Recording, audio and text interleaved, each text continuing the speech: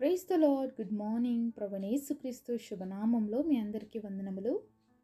చిన్న ప్రార్థనతో దేవుడి మాటల కోసం మన హృదయాల్ని సిద్ధపరచుకుందామా? పరిశుద్ధుడైన మా తండ్రి, నీ ఘనమైన శ్రేష్టమైన నామాన్ని బట్టి వందనాలు చెల్లిస్తున్నాం ప్రభువా. ఈ ఉదయకాల సమయంలో నీ సన్నిధిలో ఉంటుండగా నా తండ్రి, మా హృదయాల్ని చూస్తున్న దేవా, మా ఆధ్యాత్మిక జీవితము ఏ విధంగా మేము మలుచుకోవాలి, ఏ విధంగా ఆత్మీయంగా ఎదగాలో మాకు కృప చూపించండి. నీ మాటలు మాకు వినిపింపచేయండి. నీ చిత్తాన్ని మాకు బయలుపరచమని యేసు నామములో ప్రార్థిస్తున్నాము తండ్రి, ఆమేన్. ఈరోజు దేవుని వాగ్దానము కీర్తనల గ్రంథము 23వ అధ్యాయము 4వ వచనం. నీవు నాకు తోడయుందువు, నీ దుడ్డు కరయు నీ దండము నన్ను ఆదరించును. Psalms chapter 23 verse 4. For thou art with me, thy rod and thy staff they comfort me. దేవుడు ఇచ్చినటువంటి అద్భుతమైన వాగ్దానం మనందరి జీవితంలో నెరవేర్చబడును కాక, ఆమేన్. ఉదయకాల సమయంలో ఎంతమంది ఆశపడుతున్నారండి, దేవుడు తోడు నాకు కావాలి, దేవుడు నాకు తోడుగా ఉండాలి అని. ఉందా అండి మీ అందరికీ ఆశ? ఉంది కదా. ప్రతి ఒక్కరికి కూడా మనకు ఆశ, దేవుడు మనతోనే ఉండాలని, దేవుడు మనతో ఉండి నడిపించాలని. నిర్గమాకాండం 3వ అధ్యాయం 12వ వచనంలో చూస్తే, నిశ్చయంగా నీకు తోడై ఉంటాను అన్నాడు దేవుడు మోషేతో. అంతేకాకుండా నిర్గమ 4వ అధ్యాయం 12వ వచనంలో చూస్తే, నిశ్చయంగా నీ నోటికి నేను తోడుగా ఉన్నాను, పలకవలసిన నేను పలకిస్తాను అని చెప్పాడు. మరి దేవుడు నిశ్చయంగా మనకు తోడుంటే జయము మనదే. అంతేకాకుండా ఆయన మనతో ఉంటే సమస్తం మనదే. ఇంకక్కడ అపజయానికి కానీ ఏ దానికి కూడా స్థానం అనేది, చోటు అనేది ఉండదు. అంతే కదండి. మరి ఈరోజు దేవుడు మనతో మాట్లాడుతున్నాడు. నీవు నాకు తోడుగా ఉండాలి అని చెప్పి మనం దేవుడి సన్నిధిలో ఆశించినట్లయితే దేవుడు తప్పకుండా మనకి తోడుగా ఉంటానని దేవుడు మాటల ద్వారా మనకి సెలవిస్తూ ఉన్నాడు. అయితే ఈ వాక్య భాగంలో మనము 2 విషయాలు గమనించాలి. ఒకటి ఏంటంటే దుడ్డు కర్ర, రెండవది దండము. మరి ఇక్కడ దుడ్డు కర్ర దండము నన్ను ఆదరిస్తుంది అని చెప్పి కీర్తనాకారుడు దేవుడి సన్నిధిలో ప్రార్థన చేస్తూ ఉన్నాడు. అయ్యా, నువ్వు నాకు తోడుగా ఉంటావు, అంతేకాకుండా నీ దుడ్డు కర్ర నీ దండం నన్ను ఆదరిస్తుంది. మామూలుగా స్కూల్స్లో మనం చూస్తామండి, టీచర్స్ చేతులలో బెత్తం వాడతారు. ఇప్పుడు వాడట్లేదులేండి. ఒకప్పుడు మనం చిన్నగా ఉన్నప్పుడు అయితే ఆ టీచర్స్ బెత్తం ఆ యొక్క కర్రను చూస్తేనే మనం భయపడే వాళ్ళము. మరి ఆ యొక్క దండము, ఆ యొక్క కర్ర ఏం చేస్తుంది? పనిష్ చేస్తుంది.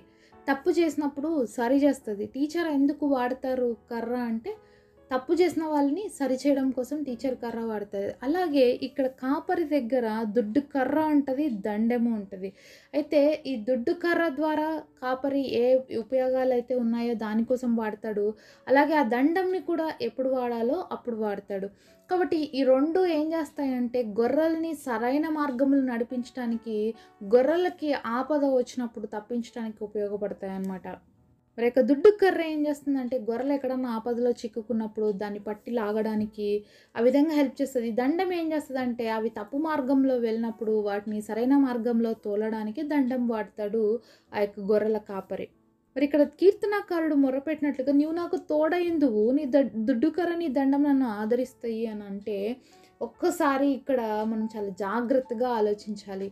ఏంటి అంటే, మరి ఇక్కడ దేవుడి యొక్క దుడ్డు కర్ర దండం మనల్ని ఏం చేస్తాయంటే, మనం తప్పు మార్గంలో ఉన్నప్పుడు మనల్ని వెనక్కి లాగుతాయి, పాపం చేయడానికి వెళ్తున్నప్పుడు మనల్ని సరిచేస్తాయి. అంతేకాకుండా దేవుడికి అవిధేయత చూపించినప్పుడు మనం సరిచేయబడ్డానికి దుడ్డు కర్ర దండం అనేది మనకి చాలాసార్లు అవసరం అవుతుంది అనమాట. అలా దేవుడు వాడుతున్నప్పుడు మరి మనం ఎలా ఫీల్ అవుతున్నాం? చాలాసార్లు మనకి ఏదైనా పనిష్మెంట్ అనేది ఇస్తే ఎవ్వరికీ నచ్చదు. అంతే కదండి. పనిష్మెంట్ అంటే ఎవ్వరికీ నచ్చదు. తప్పు చేసినా కూడా దేవుడు పనిష్ చేయకూడదని కోరుకుంటాం. కానీ నిజానికి దేవుడు ఆ పనిష్మెంట్ అంతటిని ఆయన మీదకే తీసుకున్నాడండి. మనం చేసిన ప్రతి తప్పులు, మనం చేసిన ప్రతి పాపాన్ని ఆయన మీద వేసుకున్నాడు. కాబట్టి దేవాది దేవుడు భూమి మీదకి మానవుడిగా వచ్చాడు. మనందరి పాపాల కోసం ఆయన కల్వరి శిలువలో మరణించాడు, తన విలువైన రక్తాన్ని చిందించాడు, మనందరికీ పాపముల నుంచి విడుదలనిచ్చాడు, విమోచనిచ్చాడు. ఆయన నిత్య రాజ్యానికి మనల్ని వారసులుగా చేశాడు. అంత ప్రేమ కలిగినటువంటి దేవుడు, మనల్ని దండించే దేవుడు, మనల్ని సరిచేసే దేవుడు, మనల్ని పాపం నుంచి తప్పించే దేవుడు, మనల్ని ఆదరించేటువంటి గొప్ప దేవుడు మనం కలిగి ఉన్నామండి. ఎప్పుడైనా మీరు పనిష్మెంట్ తీసుకున్నారా? ఎప్పుడైనా మీ జీవితంలో మరి నేను ఇక్కడ సరి చేయబడుతున్నానని అనిపించిందా మీకు ఎప్పుడైనా? నిజంగా సరిచేయబడ్డం అనేది చాలా అవసరం అండి. ఎందుకంటే దేవుడు వాక్యం ఈ విధంగా సెలవిస్తుంది. మంచి తండ్రి తన కుమారుడిని దండము చేత సరిచేస్తాడు. తన కుమారుడిని ఖచ్చితంగా పనిష్ చేస్తాడు.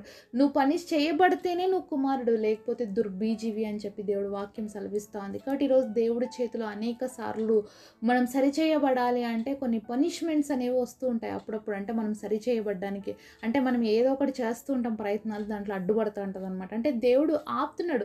ఇది నీకు కరెక్ట్ వే కాదు, నువ్వు ఇలా వెళ్ళకు అని చాలాసార్లు దేవుడు మనకు చెప్తూ ఉంటాడు. కానీ మనం చాలాసార్లు వినం. అలాంటప్పుడు ఏమవుతుంది, ఏదో ఒకటి జరుగుతుంది. అప్పుడు మనం ఎదుర్కొంటాం, అమ్మో ఇది చేయకూడదు, ఇది దేవుడు వద్దన్నాడేమో, అయినా కూడా నేను ముందుకు వెళ్తున్నానేమో, ఇంక ఇక్కడ ఆపేయాలి అనుకుంటాం. ఉంటాయి కదండి అలాంటి సన్నివేశాలు మన జీవితాల్లో. వాటి అక్కడ దేవుడు మనల్ని సరిచేస్తూ వెళ్తాడు. మరి గొర్రెల కాపరి కూడా తన యొక్క గొర్రెలు మరి ఎట్లా పడితే అట్లా వెళ్తే ఒప్పుకుంటాడా? అలా వెళ్ళకూడదు అంటే ఏం చేస్తాడు, బెత్తం వాడతాడు, ఆ దండం వాడతాడు, వాటిని బాదుతాడు. అప్పుడే ఏమవుతాయి, మంచిగా నడుస్తాయి ఒకే మార్గంలో. ఎక్కడికి గొర్రెల కాపరి తీసుకెళ్ళాలనుకుంటున్నాడో అక్కడ వరకు తీసుకెళ్తాడు. ఆ దండాన్ని వాడుతూ, ఆ దుడ్డు కర్రను వాడుతూ. కొన్ని ఉంటాయన్నమాట మాట వినని గొర్రెలు. ఏం చేస్తాయి, ఇష్టానుసారంగా వెళ్ళి ఎక్కడొక్కడ చిక్కుకుంటాయి, ఇరుక్కుంటాయి. అట్లాంటి టైంలో మరి దుడ్డు కర్రను వాడే దాంట్లో నుంచి దాన్ని పట్టుకొని లాగడము అలా చేస్తాడనమాట. అంటే ఎక్కడైతే ఆపద కలుగుతుందో తన గొర్రెలకి అక్కడ దానిని కంఫర్ట్ చేస్తాడు.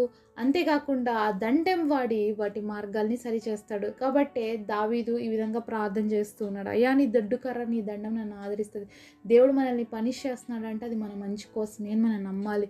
దేవుడు తన దండం వాడుతున్నాడు అంటే అది మన మేలు కోసమే అని మనం తెలుసుకోవాలి. ఈరోజు మన బిడ్డల పైన మనం వాడతాం కదండి, మన బిడ్డల్ని మనం సరిచేయాలనుకుంటాం కదా. అలాంటప్పుడు పరలోకపు తండ్రి కూడా అంతకంటే ఎక్కువగా మనల్ని ప్రేమిస్తున్నాడు, మనం మన బిడ్డల్ని ప్రేమించే అంతకంటే కూడా. ఎందుకంటే ఆయన మనల్ని విలువ పెట్టి కొన్నాడు. మరి అంత గొప్ప దేవుడు మనం తప్పు మార్గంలో నడుస్తూ ఉంటే, మనం పాప మార్గంలో నడుస్తూ ఉంటే, మన ఇష్టానుసారంగా బ్రతుకుతూ ఉంటే పోనీలే అనుకుంటాడా? ఎప్పుడు అనుకోడండి. దేవుడు ఎప్పుడు కూడా అలా ఎప్పుడు థింక్ చేయడు. మనం పాపంలో వెళ్తే ఆయనకు అస్సలు నచ్చదు. మనం పరిశుద్ధంగా జీవించాలని దేవుడు కోరుకుంటాడు. కాబట్టి మనల్ని సరిచేస్తాడు. అనేకమైన పరిస్థితుల గుండా మనం వెళ్ళవలసి వస్తుంది. కానీ దేవుడు తోడున్నాడన్న విషయాన్ని మర్చిపోవద్దు. దేవుడు నీతోనే ఉంటున్నాడు. నువ్వు తప్పు మార్గంలో వెళ్తున్నప్పుడు దేవుడు చూస్తున్నాడు, బాధపడుతున్నాడు. నువ్వు ఇబ్బంది పడుతూ ఉంటే కూడా ఆయన తట్టుకోలేకపోతున్నాడు. నువ్వు పాపం చేసినా ఆయన బాధపడతాడు, నువ్వు ఇబ్బందులు గుండా వెళ్తున్నా ఆయన బాధపడతాడు. కాబట్టి పాపం చేసి ఇబ్బందులు ఎందుకు కొని తెచ్చుకోవాలి? కాబట్టి పాపం నుంచి మనం వేరైపోవాలి, ఎప్పుడు పాపం నుంచి దూరంగా పారిపోవాలి. కాబట్టి పాప మార్గంలో నుంచి మనం దూరంగా వేరుగా రావాలి అంటే పరలోకపు తండ్రిని మనం మన జీవితాల్లో కాపరిగా కలిగి ఉండాలి. ప్రతిరోజు ఆయన నడిపింపును అడగాలి. ఆయన యొక్క చిత్తం ఏంటో మనం తెలుసుకోవాలి. ఆ యొక్క కాపరి దుడ్డుకర దండం ఏ విధంగా సరిచేస్తుందో ప్రభా నన్ను అలా సరిచెయ్యి అని చెప్పి మనం ప్రార్థించే వారిగా ఉండాలి. కాబట్టి ఈరోజు దేవుడి కాపుదల, దేవుడి యొక్క తోడు నువ్వు కోరుకుంటుంటే నీ మార్గాలు ఎలా ఉన్నాయి, నువ్వు ఎక్కడికి వెళ్తున్నావు, ఏం చేస్తున్నావు? మరి దేవుణ్ణి ప్రతి స్థలంలోకి నువ్వు రమ్మని పిలిచే వ్యక్తిగా ఉన్నావా? మరి తప్పు చేసేవాళ్ళు, పాపం చేసేటువంటి వాళ్ళు వాళ్ళ పేరెంట్స్ని తీసుకెళ్తారా? వాళ్ళు వెళ్ళే మార్గంలో గుండా వెళ్ళలేరు కదా. వాళ్ళ పేరెంట్స్తో పాటు వాళ్ళు చేసే తప్పుడు పనుల్లో వాళ్ళని ఇన్వాల్వ్ చేయలేరు కదా. తల్లిదండ్రులకి దాక్కునో తల్లిదండ్రులకు చెప్పుకోకుండా చాలాసార్లు తప్పులు పనులు చేస్తుంటారు. అలాగే దేవుడితో చెప్పకుండా నువ్వు ఏదైనా పని చేస్తున్నావంటే అది చాలా తప్పు మార్గం అనేది ఎరగాలి. నువ్వు ఎక్కడికి వెళ్తున్నా దేవుడితో చెప్పగలుగుతున్నావు, ప్రభు నేను ఇక్కడికి వెళ్తున్నా, నాతో పాటు రా, నేను ఈ పని చేస్తున్నాను, నాతో పాటు ఉండయ్యా అని అడగగలుగుతున్నావు అంటే నువ్వు పాపం చేయనట్లా. అలా కాకుండా నీ ఇష్టానుసారంగా చేస్తూ దేవుడిని ప్రార్థన చేయకుండా, దేవుడిని నీ పనిలోకి ఇన్వాల్వ్ చేయకుండా చేస్తున్నావు అంటే ఎక్కడో నువ్వు తప్పు చేస్తున్నావు అనే విషయాన్ని గుర్తించాలి. ఇంకొక అలవాటు చేసుకోవాలండి, మనం ప్రతిరోజు ఏ పని చేసినా, మనం ఏం చేస్తున్నా కూడా, ఎక్కడికి వెళ్తున్నా కూడా దేవుడికి చెప్పే వెళ్దాము. మనం ఏం పని చేస్తున్నా కూడా దేవుడిని అడిగే చేద్దాము. అలా చేసినప్పుడు దేవుడి కాపుదల, దేవుడి భద్రత అనేది మనకు ఉంటుంది. ఆయన ఎల్లప్పుడూ మనతో ఉండి నడిపిస్తాడు. ఈరోజు నుంచి ఈ గొప్ప వాగ్దానం మనందరి జీవితంలో నెరవేరాలని, మన పరమ తండ్రిగా, మన పరమ కాపరిగా ఆయన మన జీవితంలో కలిగి ఉండి నడుచుకుందాము. ఆ అద్భుతమైనటువంటి ఆశీర్వాదాలు పొందుకుందాం. అట్టి కృప దేవుడు మనందరికీ దయచేయునుగాక. పరిశుద్ధుడైన తండ్రి, మీరు మాతో మాట్లాడిన ప్రతి మాట కొరకు వందనాలు తండ్రి. ఈ గొప్ప వాగ్దానం మా అందరి జీవితంలో నెరవేరాలని మేము ఆశపడుతున్నాం తండ్రి. మా పరమ కాపరిగా ఉండి మమ్మల్ని నడిపించాయా, ఎక్కడెక్కడ తప్పిపోతున్నాము, ఎక్కడెక్కడ నీ మార్గం నుంచి దూరం అయిపోతున్నాము మమ్మల్ని సరిచేయండి. నీ మార్గంలో నడిచే కృపనివ్వండి. ప్రతి విషయాన్ని మీకు చెప్పి చేయడానికి, చెప్పి వెళ్ళడానికి ప్రభా నీ తోడుని మేము కలిగి ఉండడానికి మా అందరికీ సహాయం చేయమని యేసు నామములో ప్రార్థిస్తున్నాము తండ్రి. ఆమేన్. ఈరోజు బర్త్డే అలాగే వెడ్డింగ్ యానివర్సరీ సెలబ్రేట్ చేసుకుంటున్న మీ అందరికీ కూడా wish you happy birthday and happy anniversary.